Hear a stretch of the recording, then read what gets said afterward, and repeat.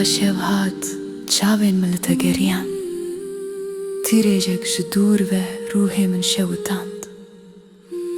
Evîna me neya vê dinyayê ye, em du stêrkên dûdar, em hatine nêzî hev. Navê te ser zimanê min weke duaya sibehê, bejna te bilind e weke darên sêvanên biharê.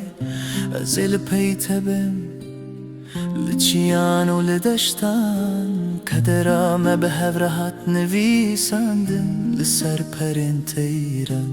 Dilê min nerazî ye bêyî kenê te, bêyî dengê te, hewceya min bi te heye weke dar bi avê. Têbîra te û rojek dibin siyahên arê de, te got keçaran min bernede, ez ê bi te re bim. Wê rojê dilê min li ber çavên te şewitî.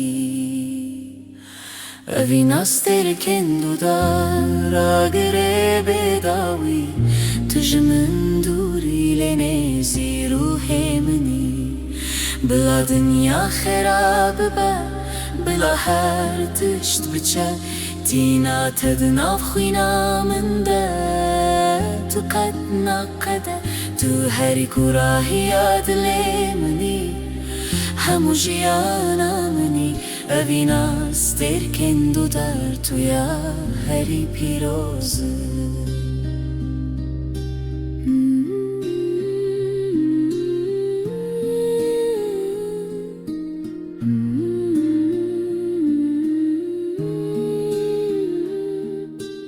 Ez ji te re dimînim weke bîranîna qehremanî, weke baranên havîneyên ku li axê dikevin.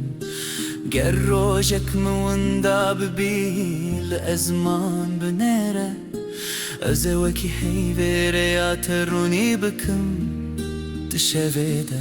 Ji derya sor heta çiyayên spî, me destên hev girt, ev peymana me ye heta roja kıyametê, em ji hev naqetin. Têbîra te û rojek dibin siyahên arê de, te got keçaran min bernede, ez ê bi te re bim. Wê rojê dilê min li ber çavên te şewitî. Evîna stêrkên dûdar agirê bêdawî, tu ji min dûrî lê nêzî ruhê minî. Bila dinya xerab bibe, bila her tişt biçe, tîna te di nav xwîna min de. Tu qet naqede, tu herî ku rahiya dilê minî, hemû jiyana minî. Evîna stêrkên dûdar, tu ya herî pîroz.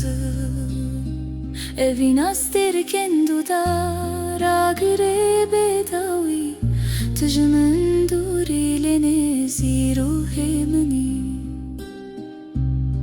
Bila dinya xerab bibe, bila her tişt biçe, tîna te di nav xwîna min de. Tu qet naqede, tu herî ku rahiya dilê minî, hemû jiyana minî. Evîna stêrkên dûdar, tu ya herî pîroz. Bêtenabe, tu yê bextê min e herî mezin stêrka min.